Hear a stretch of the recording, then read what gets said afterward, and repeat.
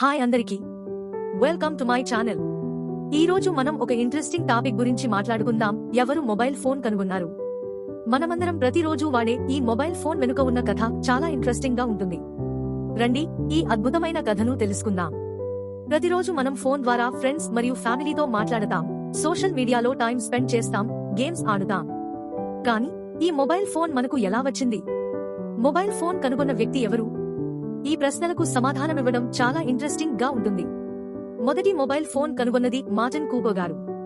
ఆయన 1973లో మొటోరోలా కంపెనీ కోసం పనిచేస్తున్నప్పుడు మొబైల్ ఫోన్ కనుగొన్నారు. ఈ ఫోన్ పేరు మొటోరోలా డైనా TAC8000X. ఇది చాలా పెద్దగా, యథార్థంగా బరువుగా ఉండేది. దాని బ్యాటరీ లైఫ్ కేవలం 30 నిమిషాలు మాత్రమే ఉండేది. కానీ ఇది మొదటి మొబైల్ ఫోన్ కావడంతో కమ్యూనికేషన్ ప్రపంచంలో ఒక పెద్ద పరివర్తన కలిగించింది. మార్టిన్ కూపర్ గారు మొబైల్ ఫోన్ కనుగొనడం వల్ల మనం ఇప్పుడు ప్రతి చోట కూడా కనెక్ట్ అయ్యేలా ఉంచుకోవచ్చు.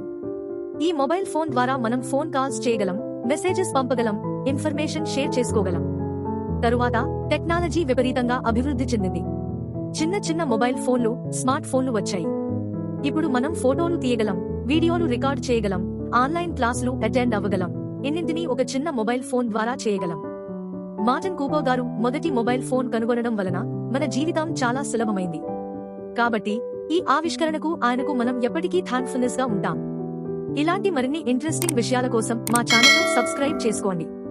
మీ అభిప్రాయాలను కామెంట్స్ లో చెప్పండి. See you in next video. Bye.